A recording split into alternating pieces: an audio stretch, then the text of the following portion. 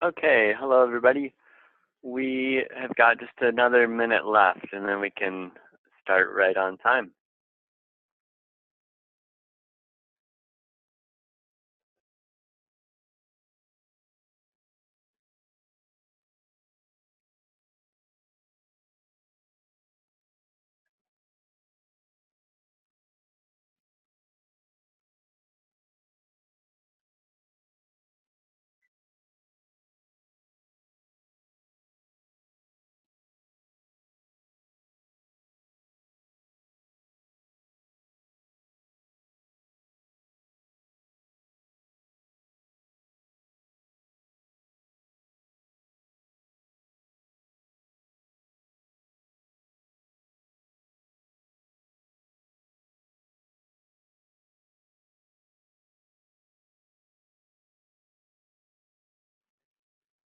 Okay, so I think we can get started.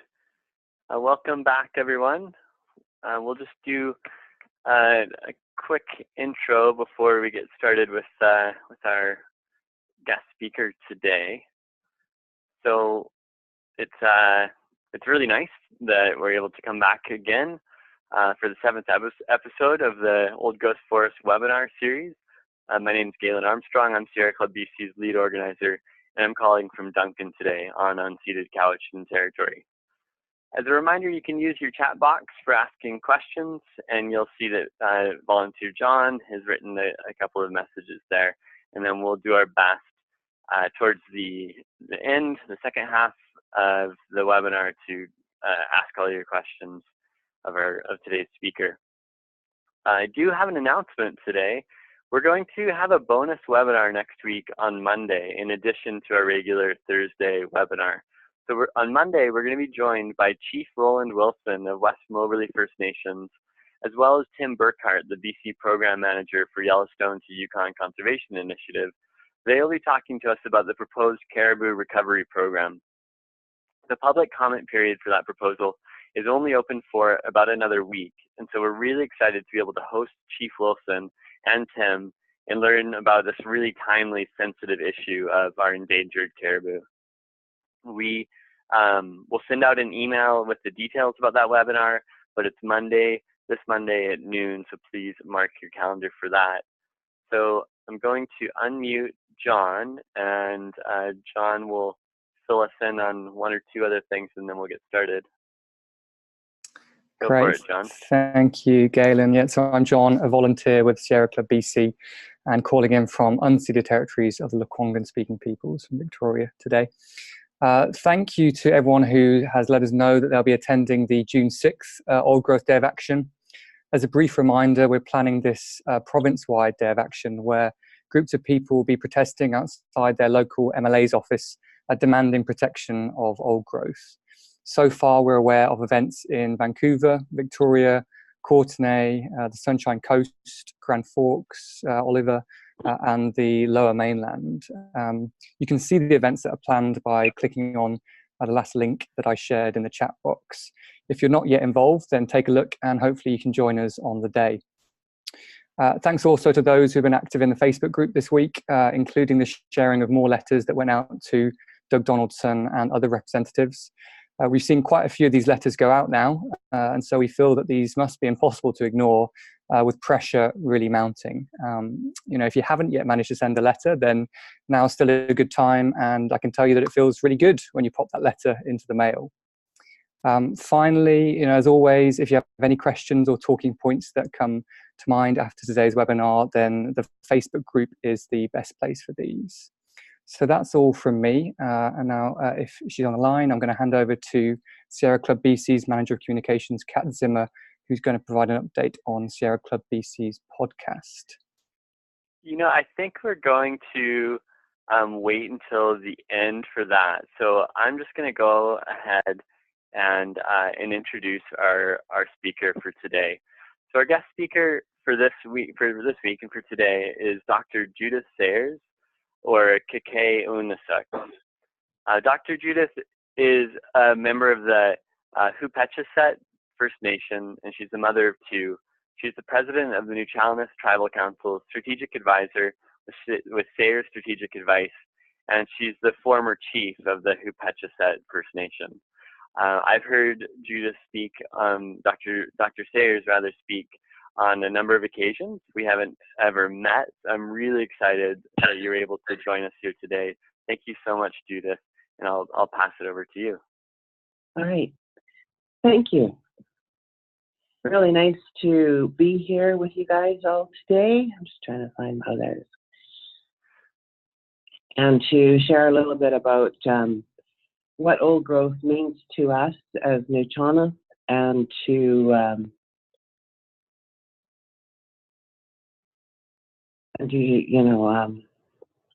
this thing went in the wrong place and I can't get to my It's looking good. We see the PowerPoint now, and then okay. If you go up to slideshow, the slideshow menu, and then play, I think it's play slideshow from there. Yeah, it's just that this oh, there I go, I got it. I had to move that thing out of the way.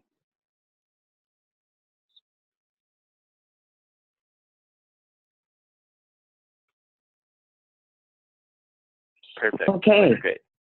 All right.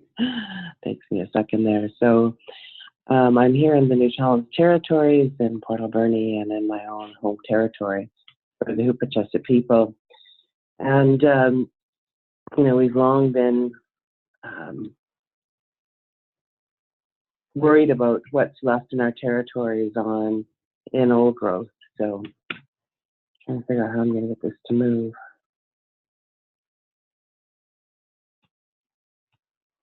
I can't seem to change the slide. Are the arrows aren't working? I don't see the arrows. So. Oh, and the arrows, the right and left arrow on your keyboard should make it go forward. It's not moving. Okay, well, if not, you can get started, and what I can do is just pull up the slideshow from my computer. Okay. All right. So I think some of our basic values of Nuu-chah-nulth people is that we've had a system of governance in place since time immemorial, and for many of you, you probably know it as hereditary chiefs, as opposed to we call them hutless, and it's their territories, and they're the ones that have responsibility for our territories and looking after the resources.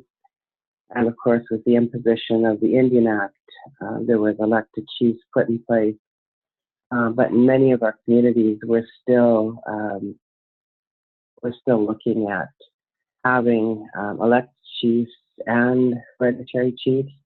And in several of our communities, we have hereditary systems in place, like Chilcotin, Nuu-chah-nulth, who've never had elections at all. They've always been the hereditary chief.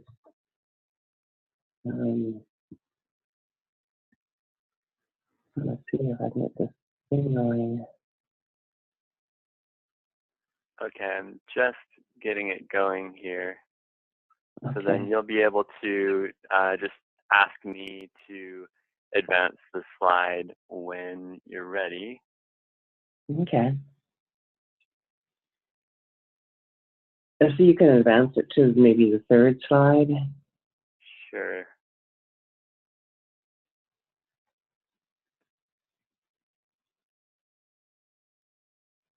Is that the right one? Yeah. So in our system of government, of course, we all had responsibilities that had different roles. And in particular, we had forest keepers who would ensure that the forests were well preserved and kept up. And we had river keepers who ensured that, when there was winter storms, that the streams would be cleared so that the fish could go. Could you go to the next slide, please? Yep.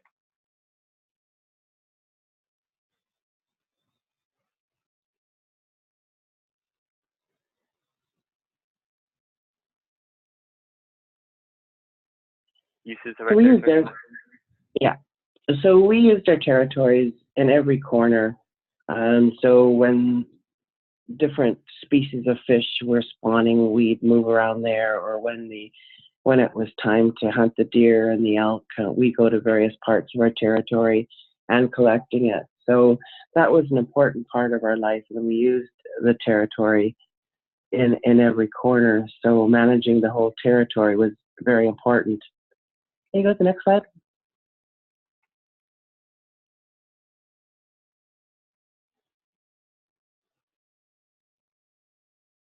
So I think a lot of things that we work towards as Nuu-chah-nulth people is to keep our way of life, being able to continue to exercise our rights and to retain our stewardship and management over our territories. And I think that that one is key to everything that we're going to be doing in the future and now, because we were given a lot of territories, rich territories, and our responsibility back was that we were to look after those resources so they could look after us. And of course, anything that we do would be sustainable. Can you go to the next slide, please? Yep.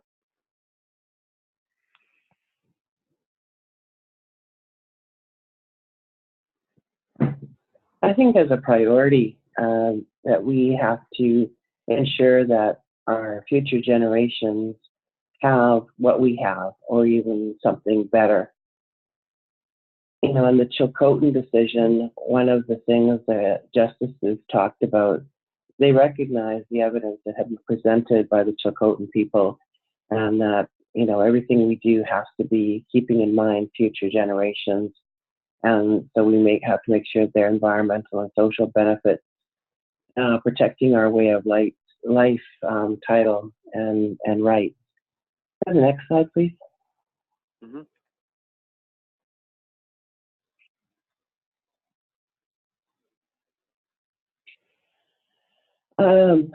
These are just pictures. Maybe you go through the next couple of slides of pictures. So this is just, you know, showing you a way of life that we're always celebrating our culture. And it was, you know, important for us to maintain our culture and to keep it going. And a large part of that comes from the forests. And John Charlie, a late housed elder, said the Nuu-chah-nulth were a part of the forest and still are. Next one, please. And the next one is a quote from my Aunt Jessie Hamilton. And I thought this captures what we're trying to do. We will give back to Mother Earth the respect and sanctity that she rightfully deserves. We will make our lands, waters, and air viable. We will spiritually cleanse the lands that have already been violated. We will take back our place as the rightful caretakers of our territory and far exceed the provincial and federal standards, for they are lax and inefficient. I think that says it all, that we have a lot of work to do to put things back, and a lot of the restoration, rehabilitation is a big theme with Nuu-chah-nulth. Can you go to the next slide? Mm-hmm.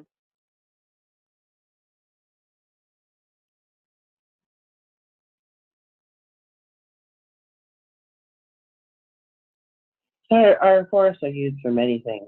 Many spiritual practices occur in the forest. And if you caught the first slide, we always talk about our forests are a cathedral, so that we try and make people understand that, you know, we don't have churches, but we have our forests. Many things to gather out in the forest, as you know. There's lots of food stuff, tubers and whatnot, mushrooms, etc. Many medicines, cedar, whether it's stripping cedar bark or taking planks for some of our long houses, or, you know, just using the cedar for our homes. And a lot of the things we got in the forest we use for our artwork.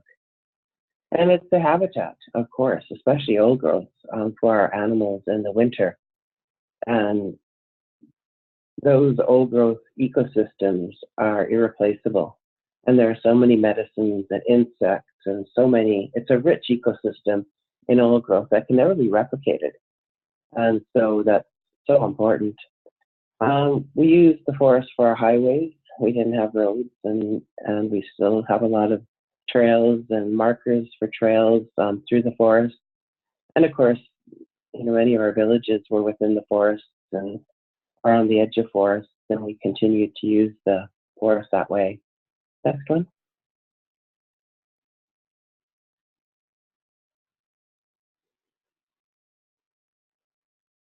And of course, you know, the forest had many other life forms that we always use for our life, for our sustenance, for the wildlife. And of course, the forest along the fish-bearing streams are always very important to us as well. And, you know, with the bears taking the fish and fertilizing the old growth, and that cycle has to continue, and we recognize that. We'll continue on. Next one.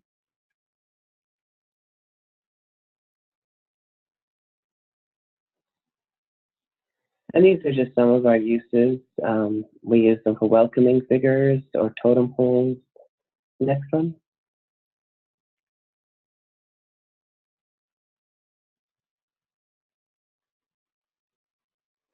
And of course, the canoes and any of our artwork happens. We use poles in our buildings. Next one. A lot of even our homes have house posts, they used to. And of course, our regalia made of cedar, and we can't really see too well, but there's cedar bark draping out of both of these masks. Very important. These masks are over 100 years old. Next one.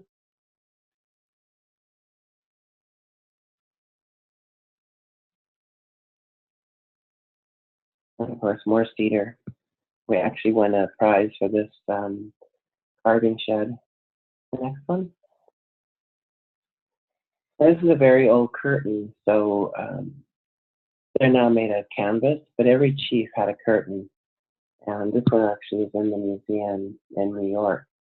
Of course, one of the things that was taken from us. And we used to use cedar bark and would put up curtains, and this shows the wealth of the chief. And so cedar was very important all along. Next one.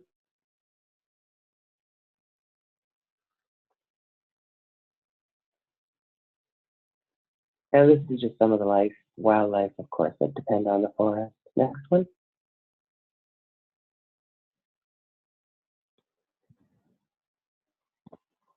And again, this is a Mayat. It's a welcoming the salmon back ceremony, and all of the regalia you see there, of course, is made out of cedar, coming out of the masks, the skirts themselves. And not sure if anyone's wearing a cape. I think the first person is. Next one.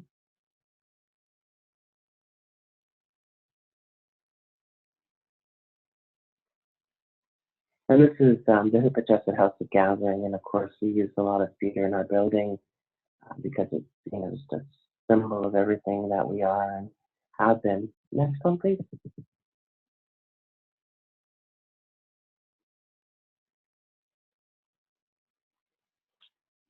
I think the question is that we always ask is, what is sustainability? And in our language, there is no word for sustainability. The closest we can come is basically Hupacasath, and what this means is everything is one, everything is connected. It embodies the sacredness and respect of life itself. You know, we really believe in the spirituality and sacredness of life on the earth and a oneness between humans and their environment. And I think that that's what sustainability embodies. Next slide. And of course, you know, looking forward to 7 generations is often used as well. And so Hupacasath is, if you remember the channel that came out of Coquitlam Sound when they were trying to redo the forestry there, and that was the theme that was used throughout that. And Richard Atleo's book, Sawak, talks a lot about this principle. And it just recognizes how forests and plants are connected to the ocean, waters, air, all of the elements, land, and all that walks on the land and flies above the land. It is the key to sustainability. You can't just look at the forests and plants in isolation from everything else. And I think as we go forward, and with climate change, as we destroy more and more old growth forests, a lot of that carbon sinks that have been there are going to be gone, and we're going to be impacted even further. Next slide.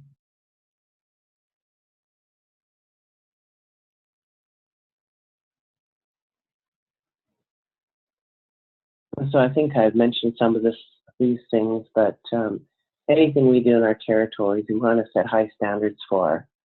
We want to manage our forests. We want to manage our fisheries. You know, the governments have done it for a long time. You know, we've been colonized. We still have the knowledge, the traditional knowledge on how to look after things. And we've seen, of course, widespread destruction of our lands, our territories. We're seeing the diminishment of old growth in our territories. And so a lot of us have done what they call traditional use studies, where we've mapped out everything that's important to us on the map, whether it's hunting site, fishing site, a sacred site, medicinal plant, berry gathering, whatever we do, we try and put it in a TUS map, so that if someone comes to us and says, well, we want to develop here, we can go to our map and say, well, no, you can't, or yes, you can, but we need you to do this to protect what's there. So that's a tool that we also use in trying to retain some of the old growth in our territories. Can I have the next slide, please?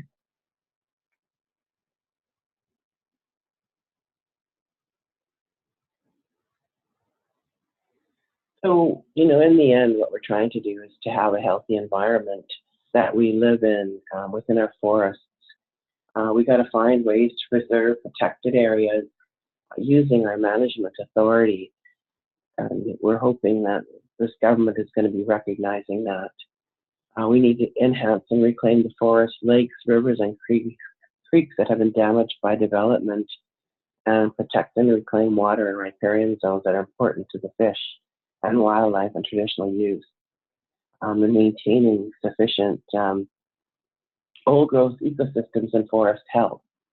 So I think that's what we strive towards, is having a healthy environment. And we know that through lack of our participation in management that we haven't been able to do this. And, you know, the government has used consultation with us, and they come and say, well, can we do this? And we say no, and they do it anyway. Or they try and put minimal standards in place for what's going to happen there. And it hasn't been a good thing, the way they've done consultation. And I think by the number of court cases that have come from BC over consultation, you'll know that this just hasn't been the best relationship with this government. And I put this one on the previous ones. Next slide, please.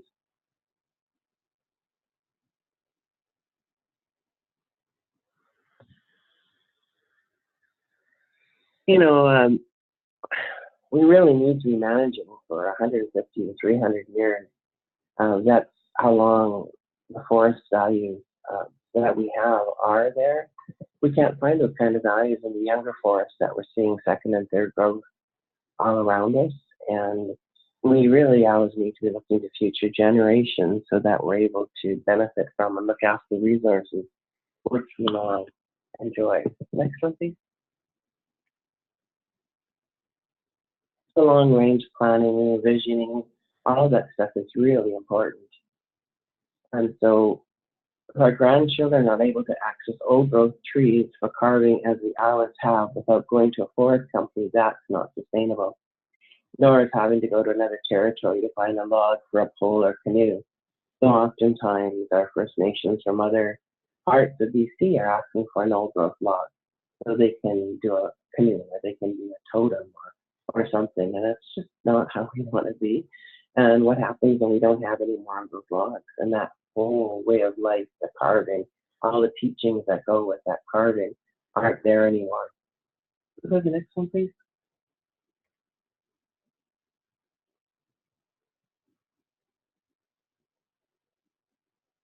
So how do we retain old growth in our territories as First Nations people? Well, the next slide, please. I think that's a big question, and one that we're all working on and trying to do different things to do that. Some of our First Nations have done a land use plan, and in that land use plan, we set aside areas that we never want to have logged, or never any kind of development in it, and setting standards for the other parts of our territory. And we do this not only just to let people know this is our territory, but it's also a way of trying to manage the territory and fulfill our responsibility to the forest and Mother Earth.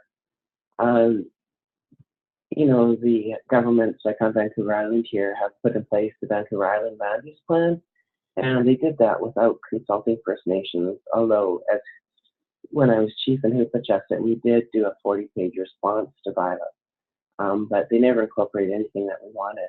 And the next slide, please. And so when we work with forest companies and the government and try and use the standards, so, you know, the implementation of the land use plan is difficult.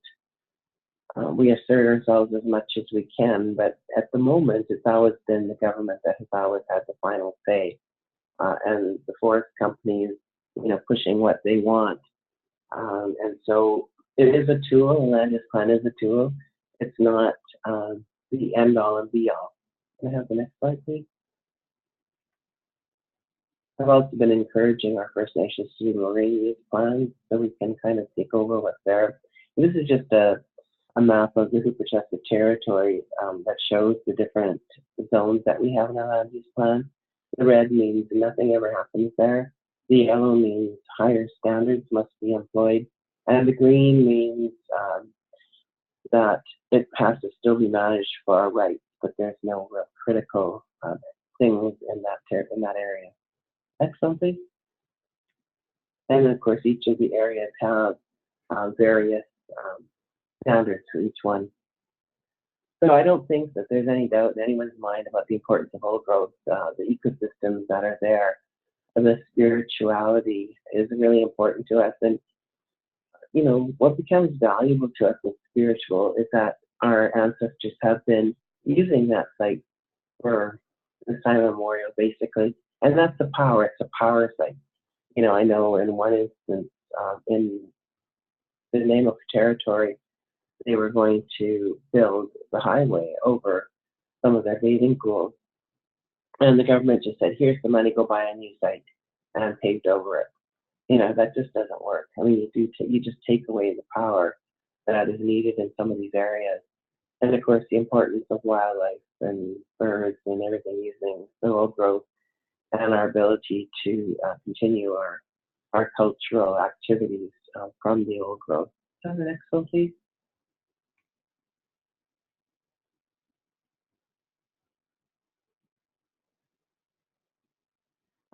One of the things we did at Hupacasath is we put in place an old growth strategy for our territory.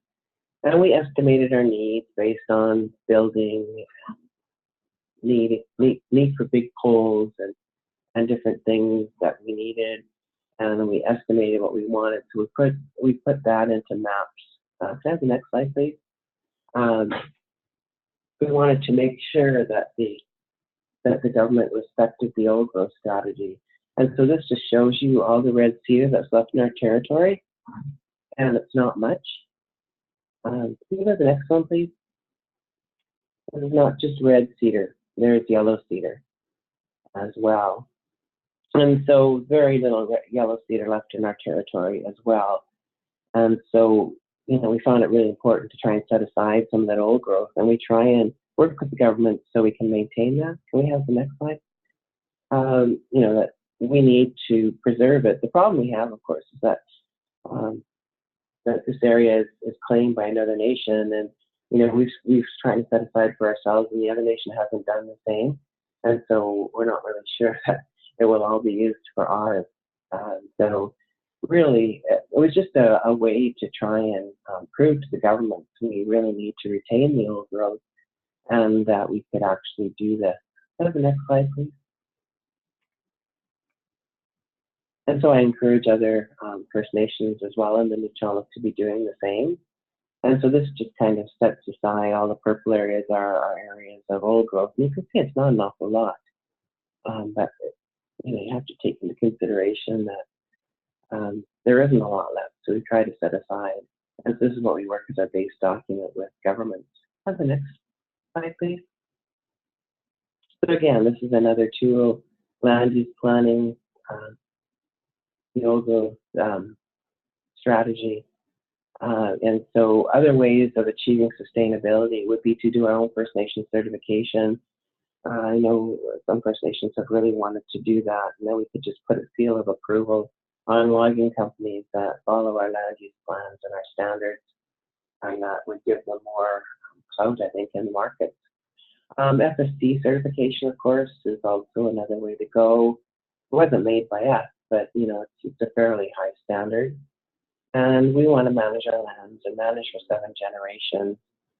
And again, after seeing, how governments have treated the old growth, this is something we need to do. Do I have the next slide? I think especially with this government, when they promised that they would stop some of the old growth, and it's still continuing to happen all the time. You see this young girl is wearing a lot of cedar as well. The other solution, of course, is that both the federal and provincial government said that they will implement UNDRIP, the Universal Declaration on the Rights of Indigenous Peoples. And so in UNDRIP, there's a lot of provisions in there for First Nations to be able to retain their livelihood, their rights, managing the territory, and especially free, prior, and informed consent over the management of our territory. So, asserting ourselves and saying to the government, this is what we need and want, is important. Both governments are still talking about implementation. The federal government has a bill that's trying to get through the Parliament before the end of June, when they stop sitting, which isn't the greatest legislation that I've ever seen, and the province wants to do it, but they talk a lot about it, never gets there. And so in the meantime, they say, well, we're working with you, we're trying to implement this, but they don't do anything in the interim. And so, this is where we really need to assert and say, this is what this means, and this is for our territory, and this is what we want. Yeah, the next slide. So again, that's a political solution, but it's also one that we can keep throwing in the government's face to do that, lobbying them, keeping them going, making sure that they live up to those commitments so we can say what's left in our territories, and there's not a lot. And then the next one. And of course, something that we've done all the time is to work with governments and trying to get them to protect what's important. So some of the innovations that are being used in Nuu-chah-nulth, we have the northern region, Hupacasath, Nuu-chah-nulth, that are working on protected areas for salmon-bearing streams. So there's a map that shows all the areas they want protected, and some of this includes old growth, because there's lots of areas where the salmon aren't returning, and that's due to logging practices. We know that. And so how do we change that around? And so this is a tool that we're working with the provincial government on right now. Have the next slide, please. They think it should go into land use planning, but we just want to make sure it gets done. And so working together, I think, is a very important, like we all have the same goals, and let's work together, and we can be united and strong, and we can get that vision for the future that can be assured. And I think a lot of us don't want to live in areas that have been denuded by, the more you drive around our territories, you see how much is being taken from the hillsides and everywhere, and it's really not good. Can I have the next one, please? Some of the other innovations or other tools that are being used, this is just, talking about the next 7 generations and what we need to do for our youth. Can I have the next one, please? I put that one out of sequence, sorry. And again, this is an 800-year-old cedar that was used, and the haida. You keep going to the next slide. With, is there any more? I added a few slides, maybe I didn't get into this one. So this was just after the haida case, and we're all celebrating that. This is up in Elsie Lake Dam, where they've, of course, the area was destroyed due to the dam itself. Next one.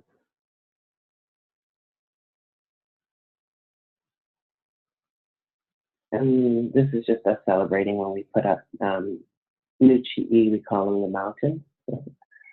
Next one. I know there were just 2 more slides. I don't know if we can get to them or not, if they be on here. Can you just keep going to see if we find any more text? I just had wanted to talk about 2 other innovations coming out of Nuu-chah-nulth territories. whereas the Huayat themselves had bought part of TFL 44. And so because they did that, they can manage where they take the timber from, and so they can manage for old growth. And so that's important for them, and they're also encouraging other First Nations to be buying the rest of TFL 44 so that we can take over, how things are managed in the forest. The other thing I wanted to mention was we have 5 of our nations that are part of the Manu Treaty, and they have treaty settlement lands, and they, not extensive ones, but in there, of course, they have ability to log, and they'll be managing their territories. And so there was also a link. So I don't know what happened to that. Maybe I just didn't save it. There was also a link to our press release that we did on old growth a few months back.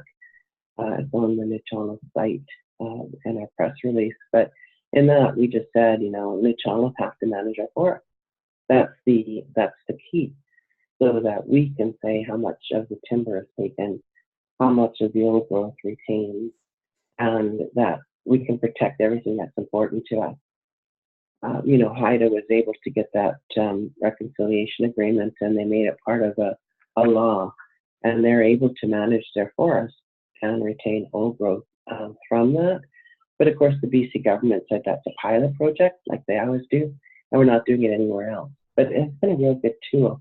So there are tools out there that we're trying to use. We're trying to pick up things from wherever we can find them and work on them. So anyway, I'd be open to questions. Great, thank you so much. It looks like we have had a few questions coming in on the chat box. John, do you want to ask the first one? Yeah, so I'll ask this one here. So you mentioned how there can be kind of conflict or differing opinions between various First Nations. The comment is that there are also differing opinions within First Nations between elected and hereditary councils, from what the questioner understands. How do you see the reconciliation of these differences, especially when it comes to protecting ecosystems such as oceans and forests? That's a tough one. For many of us that have hereditary systems in place, it's our belief that the hereditary chiefs are the owners of the lands and the resources, and that they're the ones that are entrusted with looking after the members, all the people who live on those lands.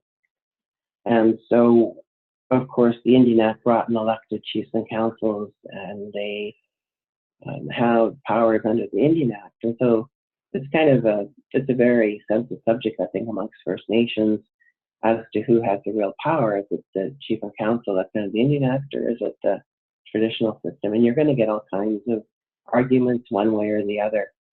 It's great when both chief and council and the hereditary leadership can work together and make these decisions. And there's quite a few communities that do it. I know, like I mentioned, there's 3 First Nations in Nuu-chah-nulth who have hereditary systems.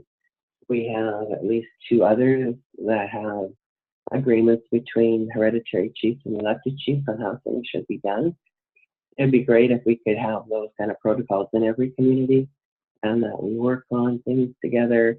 I know I've done a lot of economic development and encourage people to have an economic development strategy where the community defines sustainability. They decide what kind of development, what's important to them, so that things that are important to them are protected, and that no development ever happens in those areas. But I think that's how we try hard, and I think you'll still see people who are clashing over what's important and what's not, and what's at risk of our rights and what's not.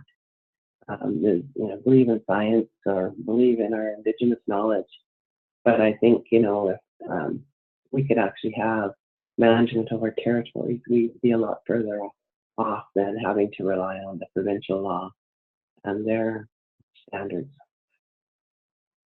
Thank you. Great, thank you. Got another one here, Galen. Yeah, so from June Ross. whose understanding was the First Nations were not consulted with the E&N land grant. Do you know why those nations on the East Coast have not challenged this? Well, the E&N on the land grant on the East Coast, of course, the actual E&N land grant cuts right through Vancouver Island. And in our territory, it's about a third in Hupacasath and Nuu-chah-nulth. And so there's many that are. And the First Nations on the East Coast did go to the Organization of American States and bring a claim there. It was never really resolved. I don't know if it's still under consideration. And the other way First Nations are working on that is through the treaty process. So the Tamaki Treaty Association is also working on this. So it's something the federal government, I think, has never taken very seriously, because it did take, like the amount of crown land available in the South Island is negligible for treaty nations, and they actually have to probably buy property as opposed to being able to choose crown lands like we can here, even though a third of our territory is there. And even in Great Central Lake here, like the bottom of the lake is part of the E&N land grant. And so we've had people wanting to come in and pull up the old stumps, this is petrified wood, and make a business out of that. And we fought that mainly because of our fish, because it's where the salmon spawn in that area. And so it's a long outstanding claim that really needs to be resolved and taken seriously by the federal government. We always, when they talk about reconciliation, those are some of the things that I think should be a priority: land and water resources. But the federal government hasn't looked at it quite the same way. Great, thank you. There are a couple of questions from Monica. So Monica, I'd like to unmute you, if I may, and ask you just to pick one of those to ask Dr. Sayers. So you should be unmuted. There, I just did it. Can you hear me? Yep. Yes, we can. Yep. Hi, Dr. Sayers. I asked a bunch of questions in the sidebar, so maybe I'll just pick the last one. I was wondering, you were speaking about the principle of Kekinusuqs. Sorry if I didn't say that right, but I'm wondering how we can try to encourage people of all walks of life to embrace that principle, because it just seems so important. Yeah, that's always a good question about how can we all, work together toward the same thing. I mean, I think you hear David Suzuki talk about, if I sneeze here, it goes around the world and whatever. It's just like greenhouse gases being emitted in other countries is affecting us here. And so, I think people just really need to understand that this is a global issue. It's really important that we address climate change, because it is affecting our forests. And, from the extreme heat that we're suffering to the drought. So how many years of drought does it take to kill these old growth forests, or, those kinds of things, or even some of these winter storms that we had this year? If you drive through Cathedral Grove, that's something that you can see all the time. I would say at least a quarter of the trees went down there, and you can just see through it. The number of forest fires that are happening. And so I think, when you want to get people involved in doing something, they have to have been affected, I think. They have to understand that it's affecting them now, or it will affect them very soon. And so I think that's what we need to do, is kind of get those kind of people who have been affected involved, and so then they get other people involved and interested, because it's the hardest thing in the world, to try and get the public to care, and so it doesn't matter what issue it is. I do a lot of work in clean energy, and people just don't really care as long as they turn on their lights and they got power to power their computers. So getting people to care is often hard, but I think we have to keep trying. We have to keep educating people, and using good methods and stuff. Great, thank you. I think we'll it's probably about time to wrap it up. But Dr. Sayers, do you have any final words that you'd like to leave us with? Well, I just want to say that I really appreciate your interest in this whole subject, and appreciate the opportunity to be able to share some of my thoughts and our ideas on old growth, and that we really need to be holding this NDP government accountable, because they promised us. They promised us that they're going to retain old growth, and then they keep authorizing more and more and more all the time. I was just down in the Mint a few weeks ago, and I was just shocked at the amount of old growth that's been taken. And the hillsides are denuded, and what is really going to be left? What future and legacy do we have for our children? And I think that we really need to fight for that together with a collective voice and a collective strategy if we can. Absolutely. Thank you so much. It's been a real honor to be able to hear from you today, and really, really inspiring for me, and I'm sure for everyone else. So thank you so much.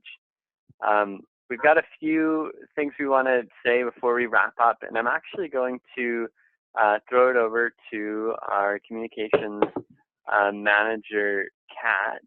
And let me just unmute you, Kat.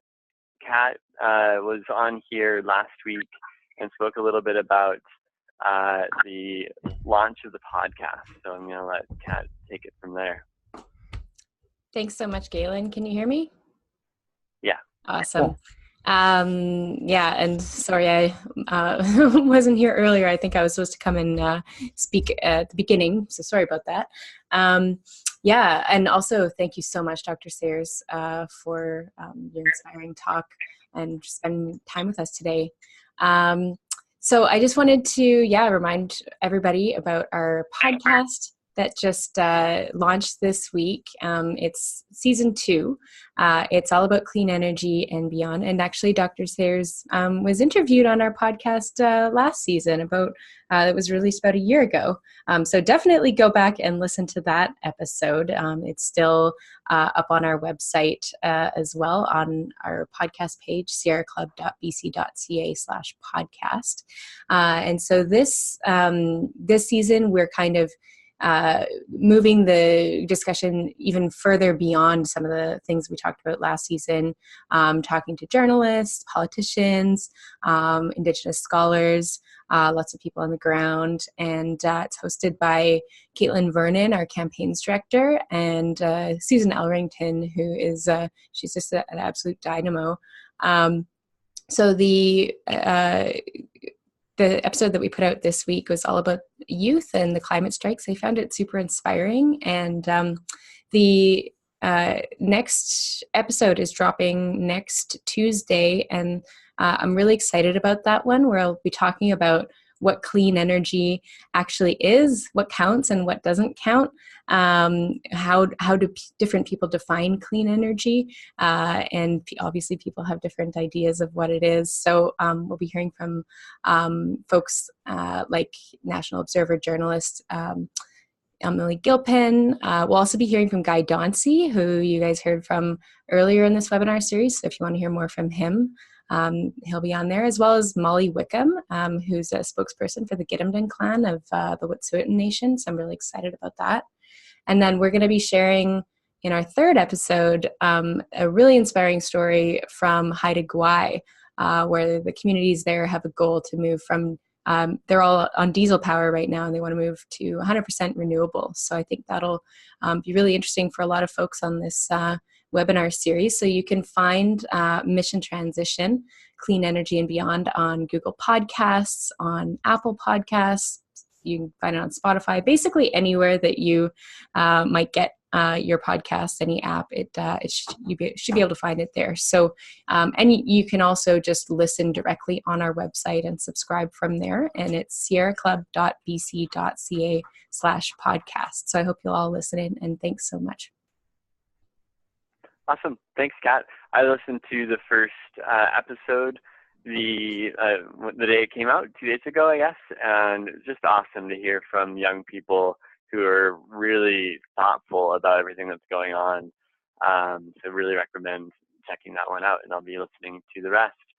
Next week, we have another exciting talk lined up. We'll be joined by Jennifer Houghton. She's the founder of the Boundary Forest Watershed Stewardship Society, a nonprofit grassroots citizen society advocating for culturally and ecologically sustainable forestry practices in the forest and the watershed of the Boundary area in the southern interior of BC. So Jennifer's going to talk about her experiences in the Grand Forks floods in the last few years, and learning about how those floods were worsened by the clear cuts, and then how she became a community activist out of that experience. And she'll also be checking in with everybody about plans for the June 6th Day of Action. Thank you all who have sent me Facebook events or information for June 6th. We have something like 10 or so events that are posted already, and I know there's more coming in or waiting in the wings. So if you haven't found an event near you, or if you're not planning an event near you, please get in touch with me and let's make one happen. I'm really excited about the June 6th Day of Action. Next week, like I mentioned, we're going to have a special webinar on Monday about caribou with Chief Roland Wilson from West Moberly First Nations and Tim Burkhart from Y2Y Conservation Initiative. So that's Monday at noon, and then Thursday at noon, our normal time, is when we'll hear from Jennifer Houghton, and that webinar will be hosted by our volunteer John. If you've enjoyed participating in this webinar series, please think about becoming a sustaining member by making a monthly donation to Sierra Club BC. And I think that's it for this week. We'll see you all on Monday, and I will email out the details for that special webinar. Thanks so much.